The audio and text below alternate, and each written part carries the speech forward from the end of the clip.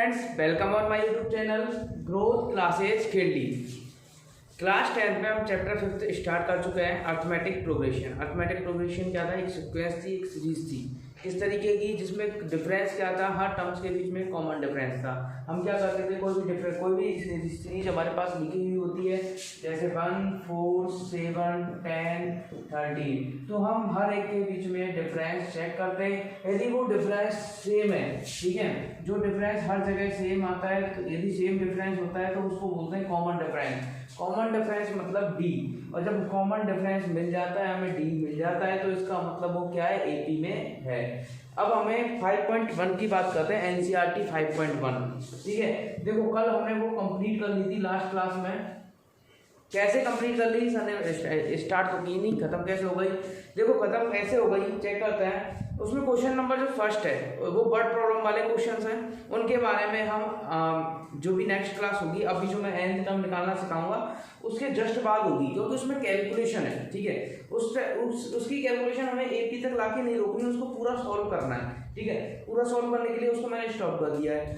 अब यदि कोई स्टूडेंट वो कर लेता है, वो एपी बना लेता है, तो उसका आंसर तो वहीं खत्म हो जाता है, एपी बनने तक ही। ठीक है, इतना ही उसमें पूछा गया है कि एपी बन रही है या नहीं बन रही, तो उसके कुछ क्वेश्चनों में एपी बन रही है, कुछ में नहीं बन रही है। अच्छा, फर्स्ट क्वेश्चन थोड़ा पेंडिंग पड़ा हुआ है, उसे हम बाद में समझने वाले हैं। उसमें सबसे इंपॉर्टेंट क्वेश्चन जो है, सबसे जो परेशान करने वाला क्वेश्चन है, वो सिर्फ एक ही क्वेश्चन है, वॉल्यूम वाला, cylinder of volume of cylinder. ठीक है, जो सिलेंडर वॉल्यूम वाला है वो क्वेश्चन ही टफ है। उसके अलावा बाकी सारे क्वेश्चन बहुत ईजी हैं। वो किस तरीके से है ईजी कि तुमसे कहा गया कि यदि कोई भी टैक्सी फेयर, ठीक है, अब टैक्सी फेयर स्टार्टिंग जो लेगा वो 75 रुपये तो लेगा ही लेगा, ठीक है, और 5 रुपये पर किलोमीटर के हिसाब से लेगा, तो देखो 75 तो उसने ले लिए। ठीक है, अब यदि 1 किलोमीटर हम गए तो कितने लेगा? 80 लेगा। फिर 2 किलोमीटर गए तो 85 लेगा, फिर 90 लेगा, क्योंकि 5 रुपये पर किलोमीटर के हिसाब से चार्ज कर रहा है। तो क्या बताओ ये एपी बनी कि नहीं बनी? है तो फर्स्ट टर्म में सबके बीच में 5 का डिफरेंस है, तो एपी बन गई। जब इस तरीके से एपी बन जाती है तो इसका मतलब हम बोल सकते हैं कि इस क्वेश्चन में एपी होती है। बाकी ए एन और डी ए एन इनकी वैल्यूज हमें पता होना चाहिए। ठीक है, जो ए एन होता है, जैसे हमने स्टार्टिंग कोई सीरीज स्टार्ट की A1 A2 A3 और and so on A N तक, तो इसमें देखो फर्स्ट टर्म तो ए है, लास्ट टर्म ए एन है या नहीं? अब जब A1 को ए बोल रहे हैं तो ए एन को हम क्या बोलते हैं? लास्ट टर्म है ना, तो एल बोलते हैं। क्या बोलते हैं? एल। या तो हम ए एन से डिनोट करते हैं या फिर हम एल से डिनोट करते हैं। ठीक है, हमें समझ में आना चाहिए कि हम लास्ट टर्म को किससे डिनोट करते हैं। ठीक है, अब कभी कभी क्या क्वेश्चन अभी तो पूछ रहा है कि सीरीज की 7th टर्म हमें बताइए, 10th टर्म हमें बताइए। देखो हमें पहले एपी के बारे में पता होना चाहिए। यदि हमसे पूछा जाए कि 1 2 3 4 5, अब तुमसे पूछा जाए कि 6 नंबर पे क्या आएगा, तो 6 आएगा। 100 नंबर पे क्या आएगा? 100 आएगा। 1000 नंबर पे 1000 आएगा, क्योंकि सीरीज बहुत आसान थी। अच्छा, अब बता देना तुम 1 7 13 19 25 और एंड सो ऑन। अब बताओ मेरे को कि 6th टर्म क्या आएगी? 1 2 3 4 5, तो 6th टर्म सारे स्टूडेंट बता देंगे, किसी को कोई प्रॉब्लम नहीं आएगी, क्योंकि सभी में कितने का डिफरेंस है? 6 का डिफरेंस दिख रहा है, और तो 6 ही उसमें ऐड हो गया। पर लेकिन अब मैंने तुमसे 100 टर्म पूछ ली, अब तुम कैलकुलेशन करते रहो, हमें तो कुछ पता ही नहीं चल पाएगा। और मैं कह रहा हूँ कि इसमें टोटल 100 ही नंबर्स हैं। इस सीरीज में टोटल कितने? 100 नंबर्स हैं। मतलब जैसे ही इसमें 100 नंबर्स कैलकुलेट हो जाएंगे तब वो सीरीज खत्म हो जाएगी, उसके बाद हमें आगे नहीं बढ़ानी। तो 100 नंबर मतलब वो जो भी नंबर आएगा वो क्या होगा? लास्ट टर्म आएगी नहीं आएगी? तो इसका मतलब हम सोच के चले, जब भी हमसे nth टर्म की बात कराएगा तो वो क्या होगी? एक लास्ट टर्म होगी। ठीक है, अब इस 100 टर्म को हम कैसे कैलकुलेट करें, कैसे नहीं करें, उसकी प्रोसेस है ये। ठीक है, क्वेश्चन नंबर फर्स्ट, डिस्क्रिप्शन में एक लिंक दी गई है, उस लिंक में कम से कम तुम्हें 50 क्वेश्चंस, ठीक है, 54 क्वेश्चंस तुम्हें दिए गए हैं। तो 54 क्वेश्चंस देने के बाद उसमें से मैंने कुछ क्वेश्चन पार्ट्स बना दिए हैं, उनको मैं अब समझाने वाला हूँ, कुछ आज समझाने वाला हूँ, कुछ नेक्स्ट वीडियो में समझाने वाला हूँ, ठीक है। अब सबसे पहले आता है क्वेश्चन नंबर फर्स्ट पे।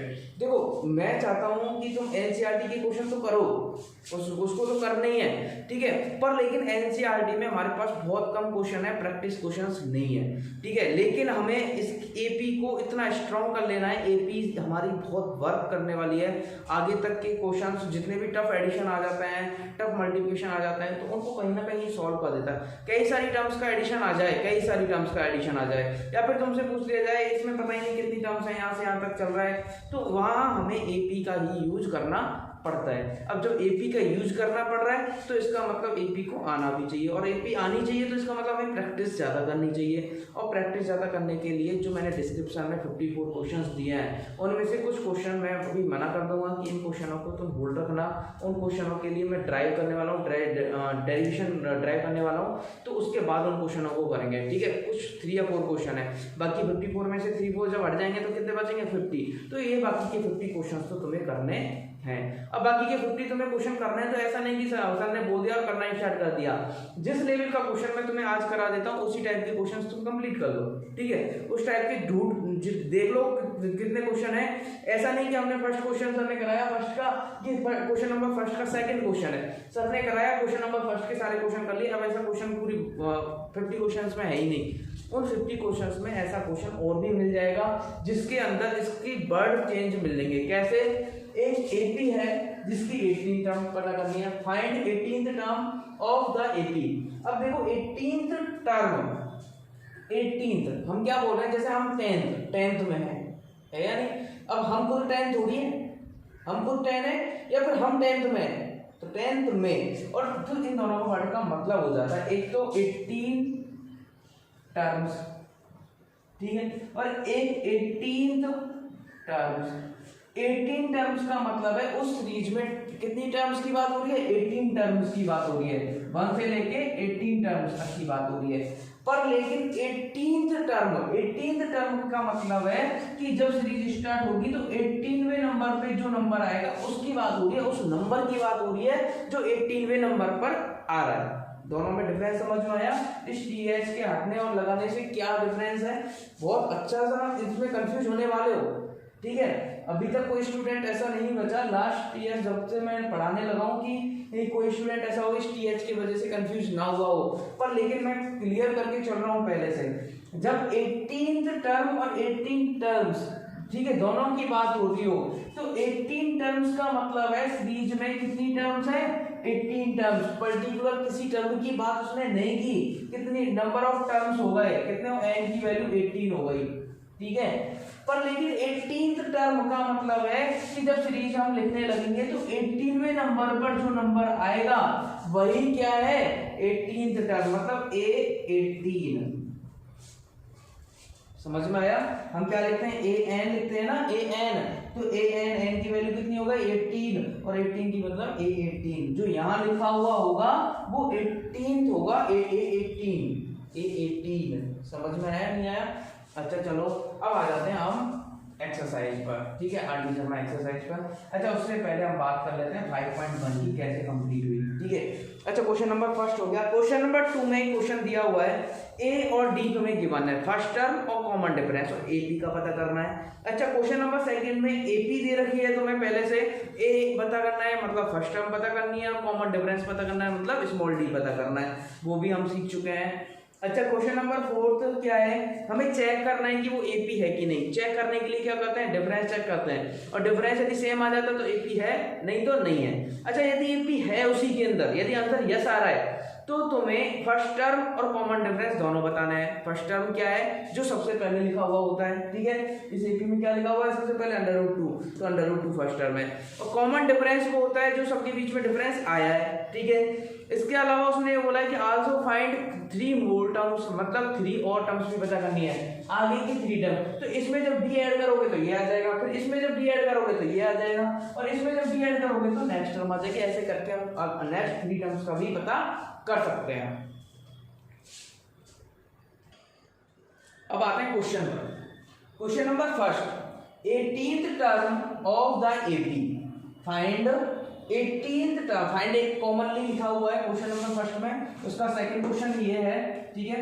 सेकंड क्वेश्चन में क्या बोला है, find 18th term of the AP. तो देखो गिवन डाटा क्या है, ठीक है, आंसर हमें लिखना है फर्स्ट टर्म, ठीक है, फर्स्ट टर्म। पहले हम एपी की ओर लिख देते हैं, एपी क्या है हमारे पास, ठीक है, एपी क्या है, एपी हमारे पास √2, 3√2, 5√2 एंड सो ऑन, ठीक है, एंड सो हमने लिख दिया। इसके बाद हमें फर्स्ट टर्म का पता होना चाहिए, फर्स्ट टर्म, ठीक है, इससे किससे डिनोट करते हैं, स्मॉल ए से। अच्छा क्या है इसमें, √2 है, ठीक है। इसके बाद कॉमन डिफरेंस, अब जब एपी है तो हम तो कहीं से भी चेक कर लें, क्या आएगा, स्मॉल डी, कहीं किसी भी टू टर्म्स के बीच में डिफरेंस चेक कर लो, बस इतना ध्यान रखना कि नेक्स्ट टर्म में से लास्ट टर्म को सब्ट्रैक्ट करना है।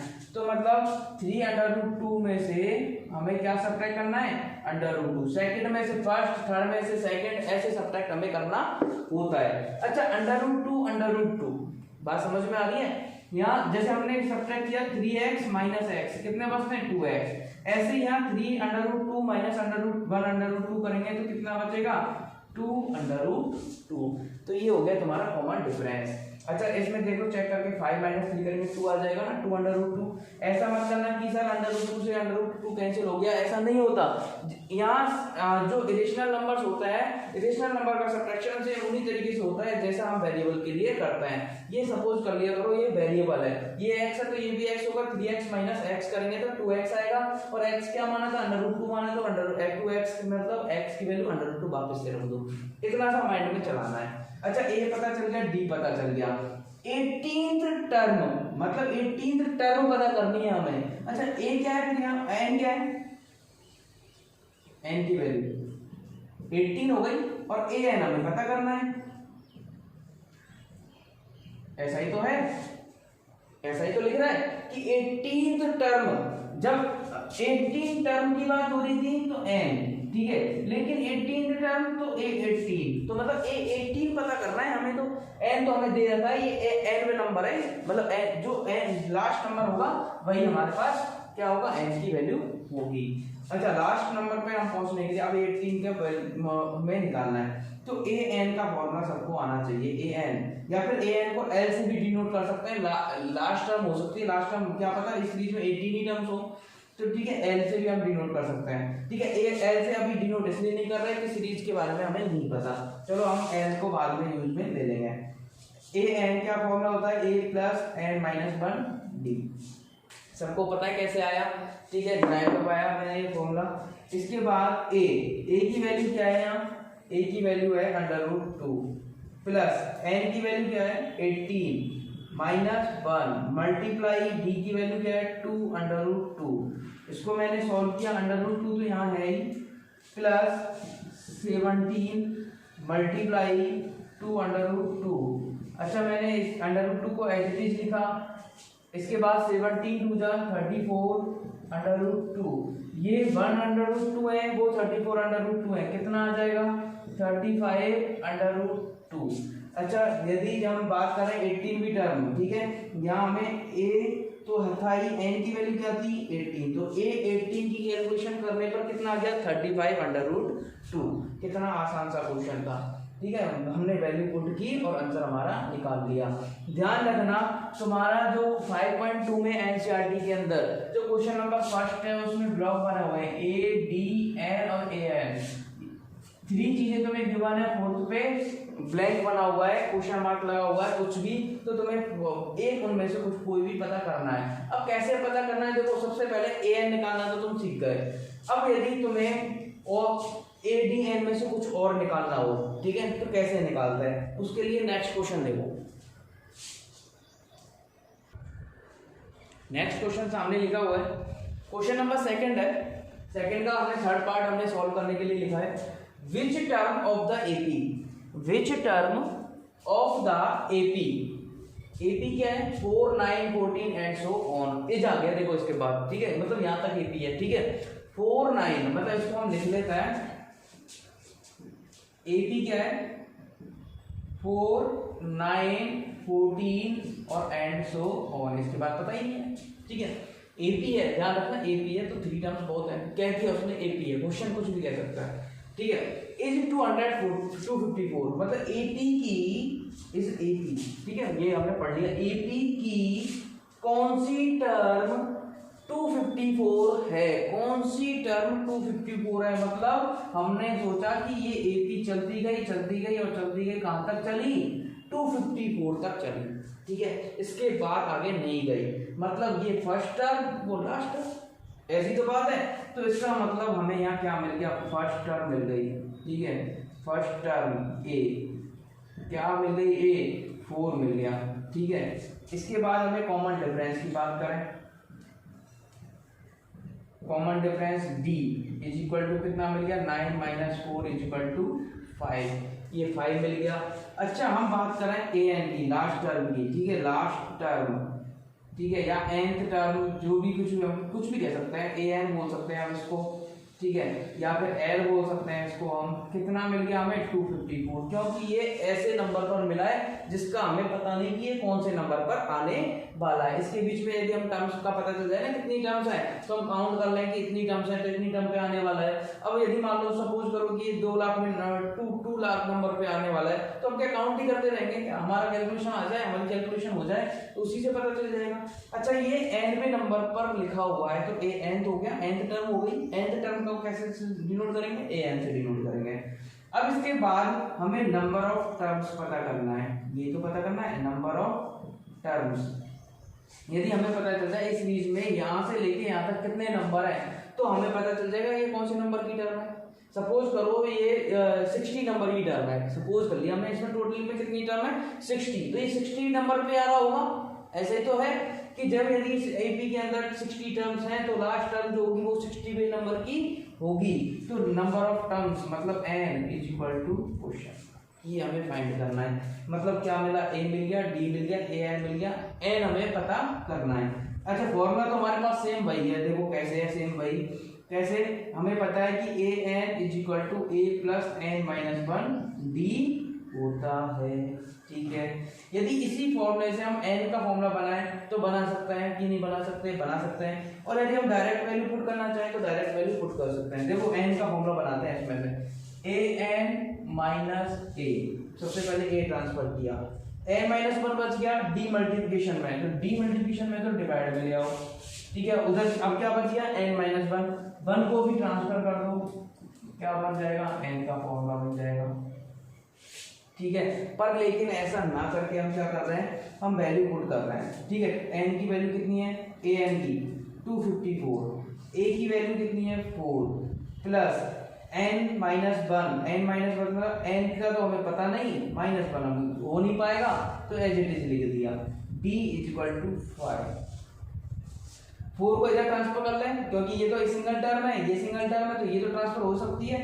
तो 254 minus 4 is equal to n minus 1 multiply 5, क्या बना ये 250, क्या बना 250 is equal to n minus 1 multiply 5। अब आते हैं हम नेक्स्ट कैलकुलेशन क्या होगी। देखो ये एक टर्म है, ये एक टर्म है, जो दोनों का मल्टीप्लाई हो रहा है, मतलब सिंगल टर्म में कन्वर्ट हो रहा है। तो इस 5 को डिवाइड में ले जाएं, अब डिवाइड में ले जाएंगे तो 250 अपॉन क्या बनेगा 5 बनेगा, इधर क्या बन गया n माइनस 1, बना या नहीं बना। अब बनने के बाद इसमें जब डिवाइड करेंगे तो कितना आएगा 50, और इधर क्या आया n माइनस 1, और 51 को इधर ले आए ट्रांसफर करके, क्या बन गया n, और इसको मैंने लिख दिया n इज इक्वल टू 51। ठीक है, तो नंबर ऑफ टर्म्स क्या हो गई,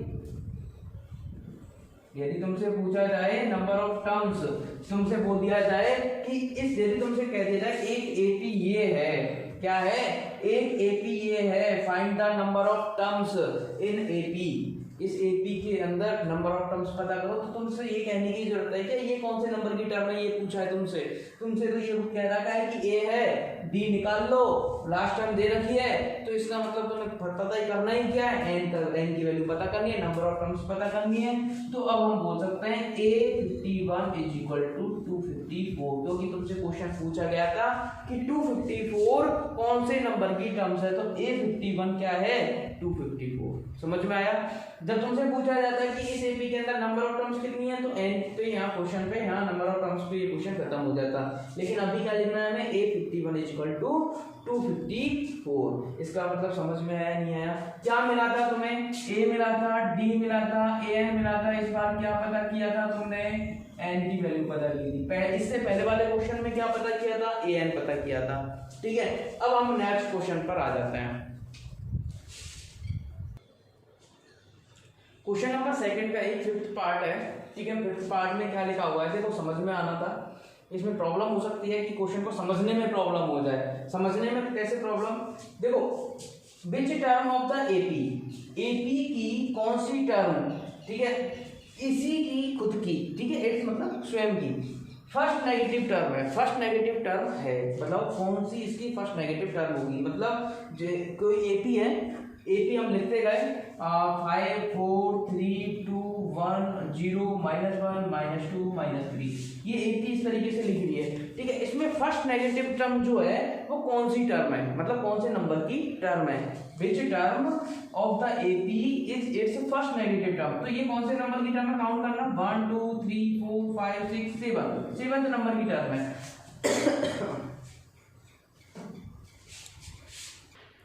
कौन से नंबर की टर्म है? सेवंथ नंबर की टर्म है। अब अच्छा, ये सेवंथ नंबर की टर्म है तो इसके बारे में तो पता कर दिया।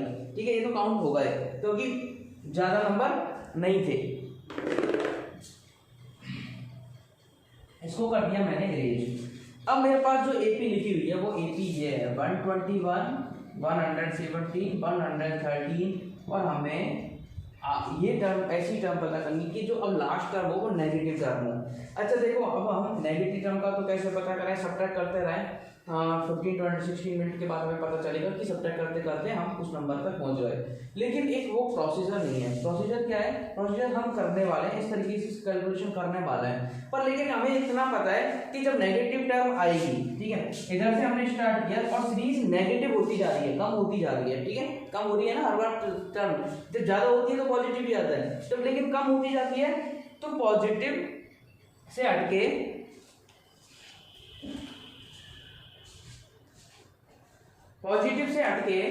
क्या आना होता है? नेगेटिव टर्म का आना होता है। तो इसका मतलब अब हमें क्या करना है? सपोज करो यहाँ कोई नेगेटिव टर्म आ गई, ठीक है, नेगेटिव टर्म यहाँ आ गई, पर लेकिन उस नेगेटिव टर्म की वैल्यू क्या है? -1 है, -2 है, -3 है, क्या आएगा? क्या सब्ट्रैक्ट कर नहीं पाएगा। लेकिन हम इतना कह सकते हैं कि जो भी आएगा वो जीरो के इधर वाला नंबर आएगा। इधर पॉजिटिव होते हैं, इधर नेगेटिव होते हैं, तो जीरो के इधर वाला नंबर आएगा। मतलब पॉजिटिव वैल्यूज जीरो को क्रॉस करके ही नेगेटिव तक जा सकती है। तो क्यों ना हम इस टर्म को जीरो सपोज कर लें। क्या सपोज कर रहे हैं? लास्ट टर्म को जीरो सपोज कर लें। और जब हमें जीरो के बारे में पता चल जाएगा कि ये कौन सी टर्म है, जस्ट उससे अगली कौन जो भी टर्म आएगी वो नेगेटिव ही आने वाली है। आएगी नहीं आएगी? क्योंकि सीरीज क्या हो रही है? नेगेटिव। पर लेकिन एक प्रॉब्लम बहुत बड़ी है, हमें कैसे पता कि इस सीरीज में जीरो नंबर आएगा? देखो, जीरो आए चाहे नहीं आए, या हो सकता है जीरो से पॉजिटिव नंबर आए और जीरो से नेगेटिव नंबर आए। तो हो सकता है ना कि ये 1 2 3 को भी नंबर इधर आए या फिर इधर डायरेक्ट नेगेटिव पहुंच जाए, जीरो आए ही नहीं। तो यदि जीरो नहीं आएगा तो हमें ये तो पता चल जाएगा एन की वैल्यू एक परफेक्ट नंबर आएगा ही नहीं। यदि एन की वैल्यू किसी फ्रैक्शन में आ जाती है तो इसका मतलब ये जीरो इस एपी की टर्म नहीं है, एपी में जीरो नहीं आएगा। यदि एन की वैल्यू किसी फ्रैक्शन में आ जाती है, यदि एन की वैल्यू एज ए फ्रैक्शन आ जाती है तो जीरो इस एपी की टर्म नहीं है। और यदि एपी की टर्म नहीं है तो यदि जैसे सपोज करो 5/2 इसका आंसर आ गया एन की, तो इसको हम सॉल्व करेंगे तो 2.5 आएगा। और हम कह रहे हैं कि 2.5 हम काउंटिंग करेंगे टर्म्स की 1 2 3, तो इसमें 2.5 आ सकता है क्या? नहीं आ सकता। अच्छा, क्या या तो 2 आता या 3 आता? 2.5 का कोई काम नहीं है। तो यदि हम 2 पॉइंट पीछे की तरफ वापस जाएंगे तो हमें पॉजिटिव नंबर मिलेगा, और आगे पहुंच जाएंगे तो हमें नेगेटिव नंबर मिलेगा। तो हम आगे वाले नंबर को देख लेंगे। तो इसलिए हम किसकी कैलकुलेशन कर रहे हैं, जीरो वाले नंबर की कैलकुलेशन कर रहे हैं। अच्छा, जीरो वाले नंबर की कैलकुलेशन एक बार कर लेते हैं, फिर समझ में और आ जाएगा। फर्स्ट टर्म ए 121, कॉमन डिफरेंस 117 माइनस 121। ऐसा मत सोचना अब इसमें से इसको सब्ट्रैक्ट करते हैं, वही प्रोसेस चलती रहेगी, a2 माइनस a1 ही चलता रहेगा। क्या आएगा, माइनस के 4। अच्छा, लास्ट टाइम क्या आया, 0, और n की वैल्यू तो हमें पता करनी है। अच्छा, फॉर्मूला क्या होता है, an is equal to a plus n minus 1 d। यहाँ से n की वैल्यू हमें पता नहीं है, a की वैल्यू सॉरी an की वैल्यू तो हमें टोटल तो पता है, n की वैल्यू पता तो क्या है 0। a की वैल्यू क्या है 121 प्लस n माइनस 1 d की वैल्यू क्या है माइनस के 4। अच्छा, यहाँ से मैंने इसको माइनस की 21 हो गया, ठीक है, 0 था कोई प्रॉब्लम नहीं है, इधर आ गया माइनस 4 अपॉन में आ गया, इधर क्या बच गया n माइनस 1, माइनस से माइनस कैंसिल, डिवाइड किया, डिवाइड हो नहीं रहा, ठीक है, फिर भी मैंने फाइंड ऑन इसको कर लिया। कितना 4 3 21 और 0.25, ठीक है, इक्वल टू n माइनस 1। क्या आया, n की वैल्यू आ जाएगी 30.25 प्लस 1, माइनस 1 उधर जाके किसका हो जाएगा, प्लस का हो जाएगा, क्या हो जाएगा 3125। अब मुझे बताओ, जब हम काउंटिंग करेंगे तो 1 आएगा, 2 आएगा, 3 आएगा, 4 आएगा, 5 आएगा, 6 आएगा, 7 आएगा, ऐसे करके 30 भी आएगा, 31 आएगा, 32 आएगा, 31.25 आएगा, क्या नहीं आएगा। अच्छा, ये नहीं आएगा तो इसका मतलब 0 तो कोई टर्म है ही नहीं, है ही नहीं, इसकी जगह या तो कुछ और था पहले या बाद में था। पर लेकिन हम इतना कह सकते हैं कि यदि ये 31 की जगह 31.25 की जगह यदि 31 आता तो ये नंबर अभी पॉजिटिव का पॉजिटिव ही बना रहता, क्योंकि हम 0 को क्रॉस करके पहुंचे ही नहीं। क्योंकि इससे अगला नंबर की बात करें 31.25 की बात करें तो 0 आएगा, पर लेकिन ये टर्म में नहीं है, और टर्म में नहीं है तो अगला नंबर क्या है 32 का नंबर, और जब ये पॉजिटिव होगा तो ये क्या होगा नेगेटिव होगा, क्योंकि यहाँ तो 0 आ गया, और 0 से अब अगला जो आएगा कम होते होते होते होते कम होते होते क्या आएगा नेगेटिव आएगा, ठीक है। तो यहाँ इसका मतलब हम बोल सकते हैं 32 number is it's first negative term of given AP. समझ में आया नहीं आया, जो एपी गिवन है उसके लिए जो फर्स्ट नेगेटिव टर्म होगी वो क्या होगी 32 होगी, क्योंकि जो भी नंबर यहाँ आता है उससे हम अगला नंबर ले लेते हैं। अब हमें पता चल जाना चाहिए कि इस 0 की वैल्यू क्या थी, इस 0 की इंपॉर्टेंस क्या थी, ठीक है। सिंपल सा क्वेश्चन था, लेकिन इसको समझने के लिए इस टाइप का क्वेश्चन हो सकता है कि find the first negative term of this AP. अच्छा, फर्स्ट नेगेटिव टर्म हमें पता करनी होगी, अभी तो हमें नहीं पता चला कि फर्स्ट नेगेटिव टर्म क्या है, पर लेकिन हमें पता चल गया कि 32वें नंबर पर जो टर्म आएगी वही नेगेटिव टर्म होगी। अच्छा, तुम्हें यहाँ से पता है कि ए की वैल्यू क्या है 121, अच्छा डी की वैल्यू पता है -4, एन की वैल्यू पता है 32, क्योंकि हमें पता है कि फर्स्ट नेगेटिव टर्म के बारे में पूछा है, फर्स्ट नेगेटिव टर्म कौन सी है, ये तो पूछा था कि कौन से नंबर पे एपी की कौन सी टर्म फर्स्ट नेगेटिव टर्म है, लेकिन एपी की फर्स्ट नेगेटिव टर्म कौन सी है, तो मतलब हमें पता करना है वो कौन सी है, ए 32 पता करना है, मतलब क्या पता करना है ए 32। जैसा हमने क्वेश्चन नंबर फर्स्ट में कैलकुलेशन की थी वैसा इसमें करना है, और 100% श्योर करके देखना, और ए 32 निकाल के देखना, यूट्यूब पे कमेंट करके बताना कि इसका आंसर कितना आ रहा है। ए 32 का आंसर नेगेटिव आएगा, और जिसका नेगेटिव आएगा उन्हीं का आंसर सही है, बाकी सबका रॉन्ग है, ध्यान रखना, ठीक है। हमें पता चल जाना चाहिए कि 32 का नंबर कौन सा होगा, एक नेगेटिव टर्म होगी,